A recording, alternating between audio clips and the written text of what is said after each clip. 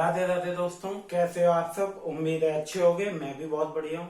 स्वागत है आपका आपके अपने YouTube चैनल में स्टार्ट विद आदित्य में। दोस्तों, जैसा आप लोग सपोर्ट कर रहे हो ना दोस्तों, बहुत अच्छा है। अब मुझे लग रहा है ऐसे ही आप सपोर्ट करते रहिए, ताकि मैं आपके लिए एकदम नया नया और बहुत अच्छा कंटेंट लेके आता रहूँ। दोस्तों, मेरी वीडियो में कुछ गड़बड़ हो सकती है ना, ऑडियो में हो सकती है, लेकिन कंटेंट में आपके लिए बहुत बेस्ट लेके आ रहा हूँ।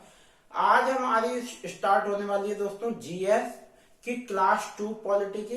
भारतीय संविधान का विकास चल रहा था, तो हम उसी को आगे कंटिन्यू करेंगे, है ना।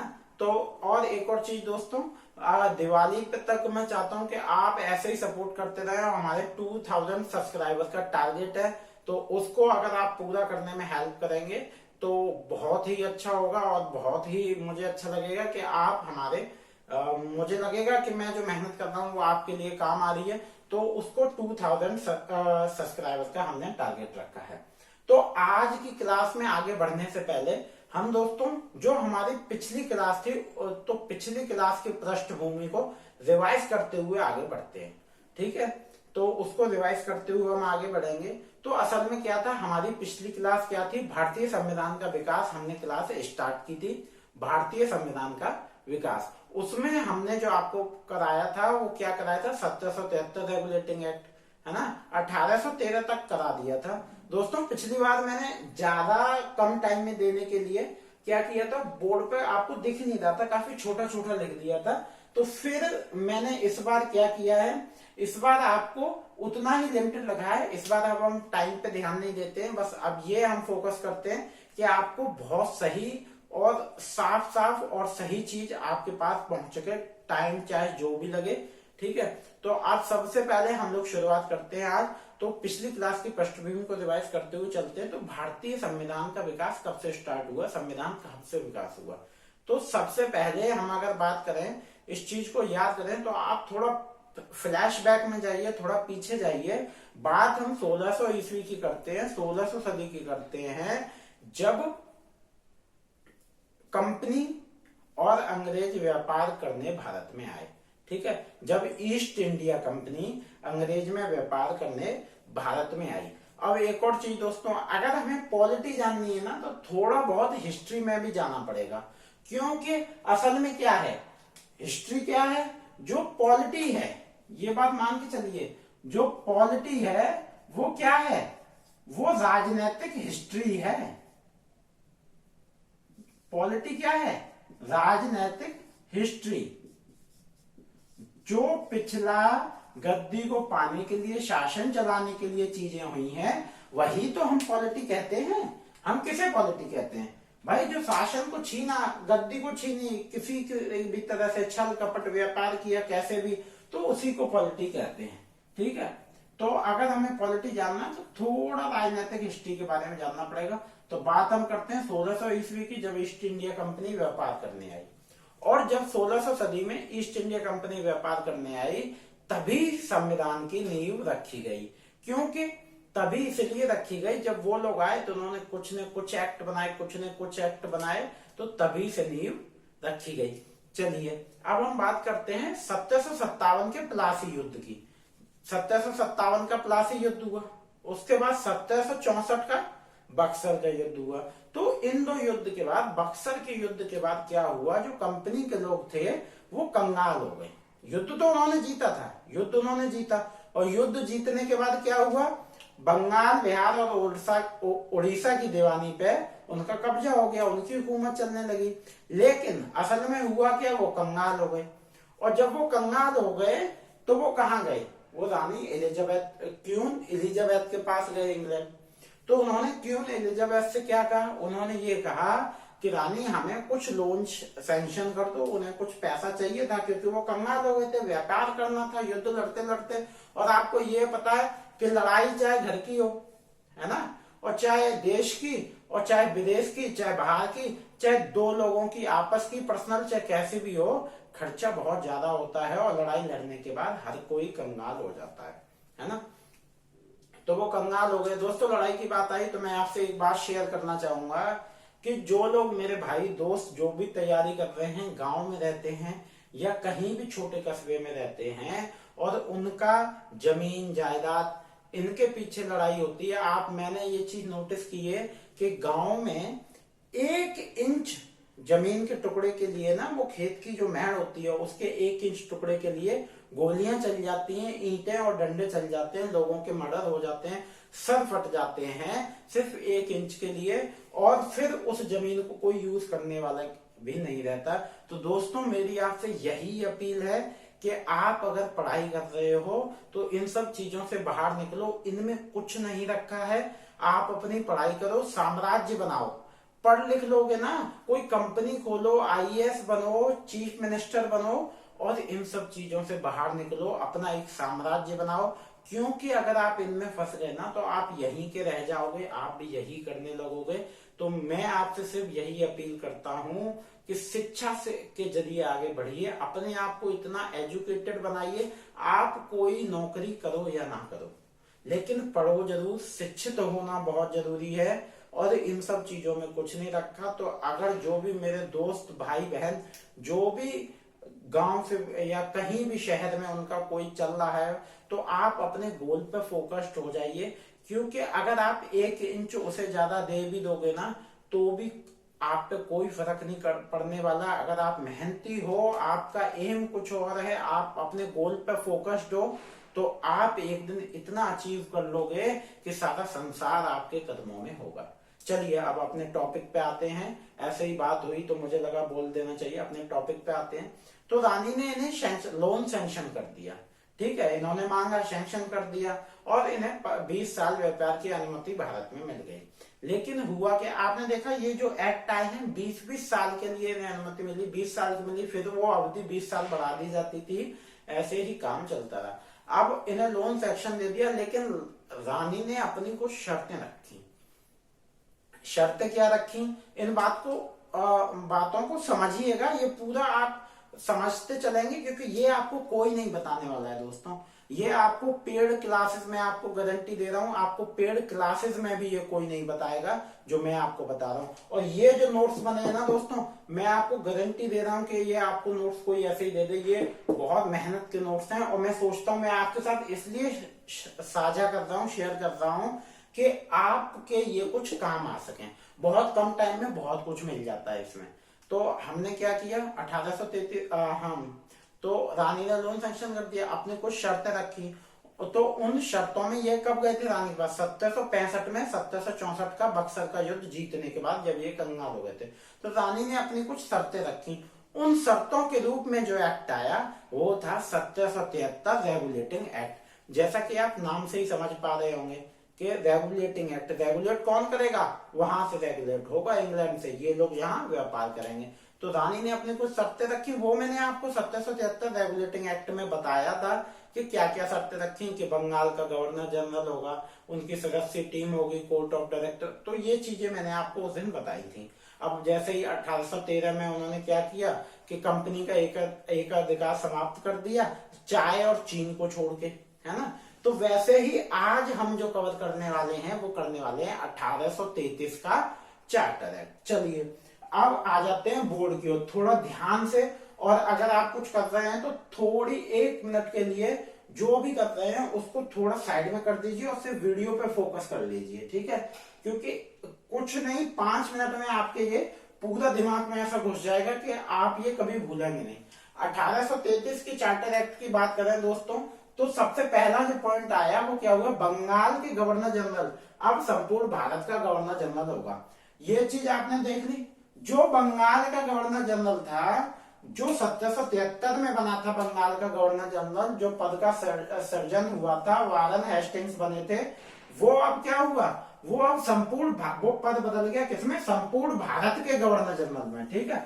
और संपूर्ण भारत का गवर्नर जनरल कौन बना दोस्तों, संपूर्ण भारत का गवर्नर जनरल जो बना वो बने विलियम बेंटिक। कौन बना, विलियम बेंटिक। अब आप यहीं से चीजें कवर करते हुए चलना। 1773 में गवर्नर जनरल कौन बना, वो बंगाल और गवर्नर ऑफ बंगाल कौन बना, वारन हेस्टिंग, जो रेगुलेटिंग एक्ट आया, ठीक है। अब वही पद को चेंज कर दिया, गवर्नर ऑफ बंगाल को चेंज करके क्या कर दिया, संपूर्ण भारत के गवर्नर जनरल हो गए। वो पहले कौन बने, विलियम बेंटिक, ठीक है। तो ये लास्ट क्या थे, जब ये भारत के पहले हो गए गवर्नर जनरल और बंगाल के लास्ट थे। चलिए अगले पॉइंट पे चलते हैं। अगला पॉइंट है दोस्तों, गवर्नर जनरल को सैनिक असैनिक तथा राजस्व संबंधी मामले की सभी शक्तियां अर्थात कार्यपालिका, इस चीज पर फोकस करिएगा, सभी शक्तियां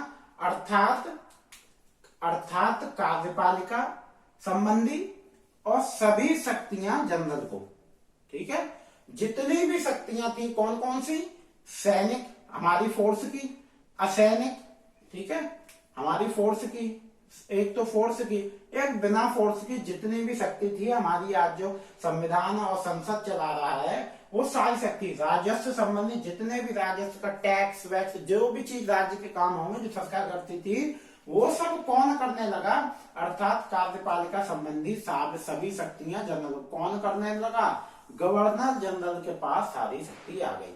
चीजें समझ आई यहां तक? आगे चलते हैं। भारतीय संविधान का अनुच्छेद 53 इसी से प्रेरणा ग्रहण करता है। अब यहाँ बात करते हैं भारतीय संविधान का अनुच्छेद 53। तो अनुच्छेद 53 क्या है? अनुच्छेद 53 है हमारा राष्ट्रपति की शक्तियां, कार्यपालिका की शक्तियां किसके पास है? राष्ट्रपति के साथ। तो जो हमारा संविधान बना है वो कहीं जो रानी और कंपनी तब जो एक्ट आए थे उनसे कहीं ना कहीं प्रभावित होके ही बना है। आपको पहले ही पता है हमारा संविधान कहीं ना कहीं से लिया गया है। चलिए अगले पॉइंट पे आते हैं। अगला पॉइंट क्या है? अनुच्छेद 53 में कहा गया है कि संघ की कार्यपालिका शक्तियां राष्ट्रपति में निहित होंगी, राष्ट्रपति संघ के रखवालों में सर्वोच्च होगा। आज ये चीज मैंने आपको ऊपर बता दी कि कार्यपालिका शक्तियां किसमें निहित होंगी? राष्ट्रपति, माफ करिएगा दोस्तों, किसमें निहित होंगी?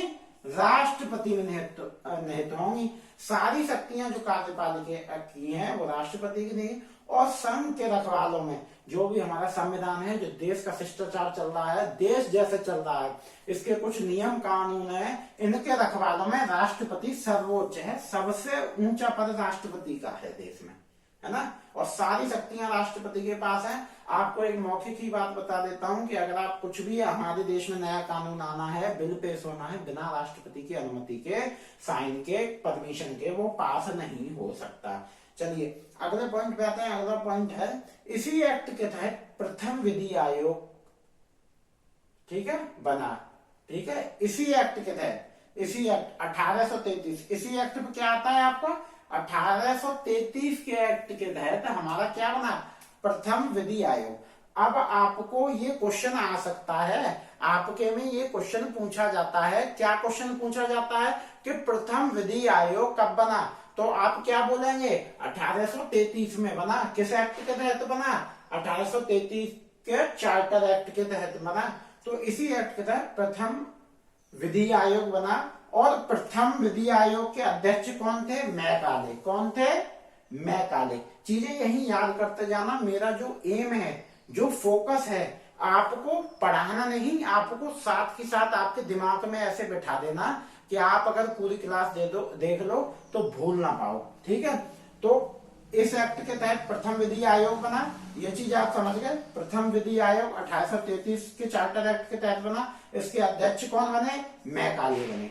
अगले पॉइंट की ओर चलते हैं। अगला पॉइंट है इसी एक्ट के तहत दास प्रथा पूर्ण रूप से प्रतिबंधित कर दी गई। ये चीज बहुत ध्यान देना दोस्तों, ये कुछ बातें बहुत ही इंपॉर्टेंट है, आपको कहीं नहीं मिलेंगी। इस एक्ट के तहत क्या हुआ? कौन सा? 1833 का चार्टर एक्ट के तहत दास प्रथा पूर्ण रूप से प्रतिबंधित कर दी गई, ठीक है। दास प्रथा चलती थी, लोग दास होते थे, वो उनके काम करते थे बिना किसी तनख्वाह के, सिर्फ उन्हें कुछ पैसा, वो भोजन मिलता था, वो भी एक टाइम। तो दास प्रथा, हमारे ये दास हैं, आपको कहने में ही अजीब लग रहा है, सोचिए उस टाइम लोगों की क्या मानसिकता रही होगी जो ये झेल रहे होंगे, ठीक है। तो किस एक्ट के तहत कर दी गई दास प्रथा समाप्त? 1833 के एक्ट के तहत। अच्छा चलिए आगे बढ़ते हैं। आगे क्या है? 1833 द्वारा एक्ट द्वारा भारतीयों के विरुद्ध, क्या विरुद्ध? जो दास प्रथा थी, धर्म, वंश, जाति और रंग, ठीक है। 4 चीज याद कर लेना। धर्म, वंश, जाति और रंग के आधार पर जो भेदभाव हो रहा था उसको समाप्त करने का प्रावधान है, ठीक है। समझ गए यहां तक? 1833 द्वारा भारतीयों को विरुद्ध धर्म, वंश, जाति और रंग के आधार पर भेदभाव को समाप्त करने का प्रावधान है। अब हम बात करते हैं आगे, अगला पॉइंट बहुत इंटरेस्टिंग है दोस्तों। आगे और एक और चीज मैं आपको बता दूं, माफ करिएगा मैं पहले बताना भूल गया, ये जो एक्ट है ना, ये वेरी वेरी इंपॉर्टेंट है दोस्तों। ये बहुत इंपॉर्टेंट एक्ट है जो मैंने आपको पढ़ाया अब तक, इसको दिमाग में बिठा लेना। इसमें से बहुत क्वेश्चन बनते हैं। आपकी सारी शक्तियां जो हमारा अनुच्छेद 53 है वो इसी में है ना, प्रथम विधि आयोग इसी में, दास प्रथा को समाप्त इसी में किया गया। चलिए, अनुच्छेद 15 इसी की अवधारणा को ग्रहण करता है। और अनुच्छेद 15 हमारा क्या है, आपको पता है अनुच्छेद 15 क्या है? अनुच्छेद 15 में यही है कि सब एक समान है, धर्म, वंश, जाति, रंग भेद का भेदभाव सब समाप्त कर दिया गया है। तो ये क्या है, अनुच्छेद 15 इसी से प्रभावित हुआ है। सोचिए, हमारा संविधान जो आज हम जी रहे हैं वो 1833 के हिसाब से चल रहा है। 1833 में ये चीजें हुई थी जो आज चलती आ रही। अगर वो तब नहीं होती तो आज हम दास बने होते किसी के, है ना, नहीं खत्म होता, किसी के दास बने होते। कोई काला है, कोई गोरा है, उसको समान अधिकार नहीं मिलता। हमें आज कितना समान अधिकार मिल रहा है कि हम यूपीएसआई में जॉब ले रहे हैं। भाई कोई भी दरोगा बनिए, आप किसी भी कास्ट से हो, आप कोई भी आईएएस बनिए। तो ये चीजें बहुत अच्छी हैं, संविधान को पढ़ना बहुत अच्छी बात है। और दोस्तों, जीएस पढ़ना, पढ़ाते तो बहुत लोग हैं और मैं भी प्रयास करता हूं आपको कुछ साझा करने का, शेयर करने का। मैं आपको पढ़ा नहीं रहा हूं, बस अपनी कुछ बातें आपके साथ शेयर कर रहा हूं। तो इस चीज को एक और बात बता दूं कि जीएस कोई हलवा नहीं है। लोग आईपीसी पढ़ा सकते हैं तुरंत, क्योंकि आईपीसी रटनी होती है, लेकिन जीएस पढ़ाना बड़ा ही कठिन कार्य है, क्योंकि बच्चे के दिमाग में बिठाना, इतने फैक्ट पॉइंट लाना बहुत कठिन कार्य है। तो हम बात करते हैं अनुच्छेद 15 इसी की अवधारणा को ग्रहण करता है। अगले पॉइंट पे जब आते हैं तो कंपनी का व्यापारिक एकाधिकार पूर्णतः समाप्त हो गया। ये बड़ी इंटरेस्टिंग बात आई। क्या बात आई कि भैया 1813 में समाप्त तो हुआ, लेकिन चाय और चीन को छोड़ के। लेकिन यहाँ क्या हुआ, यहाँ क्या हुआ, पूर्णतः समाप्त कर दिया गया 1833 में। मैंने इसीलिए आपसे बोला था कि ये जो पॉइंट है ये क्या है, वेरी वेरी इंपॉर्टेंट है, बहुत जरूरी है मेरे भाइयों। तो हम बात करते हैं कंपनी का व्यापारिक एकाधिकार पूर्ण समाप्त हो गया। इसके तहत आगे की ओर चलते हैं तो अगला पॉइंट मारता है कानून बनाने की शक्तियां गवर्नर जनरल को। जो हमारे कानून बनाने की शक्तियां थी वो किसको दे दी गई, गवर्नर जनरल को दे दी गई। और गवर्नर जनरल यहाँ पे जो बंगाल का गवर्नर था वो क्या हो गए, संपूर्ण भारत के गवर्नर हो गए। मैंने उस दिन पिछली क्लास में एक टेबल बनाई थी 1773, 1833 ऐसे करके, तो उसमें पद बताए थे भारत के गवर्नर जनरल, वाइस रॉय, राष्ट्रपति। तो वो शार्डिंग आप जाके वो टेबल पिछली वीडियो में देख सकते हैं। अगर आप बोलेंगे तो अगली में मैं फिर बना दूंगा। तो कानून बनाने की जितनी भी शक्तियां थी वो किसको मिल गई, गवर्नर जनरल को। चलिए आगे बढ़ते हैं। प्रशासनिक मामलों में केंद्रीकरण, जितना भी हमारे प्रशासनिक मामले थे उनमें क्या हो गया, केंद्रीकरण हो गया। तो ये था आपका 1833 का चार्टर है। यहां तक उम्मीद है कि आपको कुछ समझ आया होगा, है ना। जो भी स्टोरी मैंने आपको बताई, जो पृष्ठभूमि आपके सामने थी वो यही थी कि 1600 सदी से भाई संविधान की नींव रखी गई जब ईस्ट इंडिया कंपनी आ गई। तो ऐसे ही हमने आज 1833 पढ़ा। नेक्स्ट क्लास में हम आगे पढ़ेंगे। नेक्स्ट क्लास में मैं आपको बहुत ही इंपॉर्टेंट 1853 और बहुत ही इंपॉर्टेंट चीजें आपके साथ डिस्कस करने वाला हूं। तो क्लास को बने रहिए दोस्तों क्लास में, और वीडियो पूरी देखा करिए, क्योंकि आप कहीं पे पेड देके 10,000, 20,000, 50,000 देखे ये मैटर भी आपको नहीं मिलेगा। वहां इतनी सारी टीम होती है, लेकिन वो आपको बहुत सारा पकड़ा देते हैं। मैंने देखा है नॉलेज कभी कम नहीं होती, लेकिन आपको बहुत सारा पुलिंदा पकड़ा देते हैं। तो मैं जो लाया हूं इसमें से इतना लाया हूं, ठीक है। और वो इतना क्या है कि आपने अगर ये पढ़ लिया तो आपका सिलेक्शन पक्का है, कोई आपको रोक नहीं सकता। तो हमारी आज की क्लास को हम यहीं विराम करेंगे। अगली क्लास आपके अगले दिन होगी। उम्मीद है दोस्तों आपको क्लास पसंद आ रही होगी। अभी थोड़ा क्लास ऊपर नीचे हो जाती है लेट, क्योंकि अभी थोड़ा काम भी चल रहा है दोस्तों, और मैं आपके लिए क्लास रिकॉर्ड थोड़ा लेट कर पाता हूँ। लेकिन मैं आपसे ये प्रॉमिस करता हूँ, वादा करता हूँ कि आपको क्लास टाइम पे मिलेगी। करंट की क्लास आपको डेली मिल रही है और वीकली मंथली करंट भी मिलेगा। हिंदी की क्लास आपको डेली मिल रही है और आज हम हिंदी भी चल रही, तो आप सारी वीडियो जाके चेक कर सकते हैं। और ये जीएस की भी चल रही है। नेक्स्ट क्लास हमारी अगले दिन होगी और उसको भी हम अच्छे से कवर करने की कोशिश करेंगे। मैं उम्मीद करता हूँ कि आपको क्लास अच्छी लगी हो, तो चैनल को लाइक सब्सक्राइब शेयर करते रहिए और वीडियो को पूरा देखिए। मिलते हैं अगली क्लास में। राधे राधे, धन्यवाद।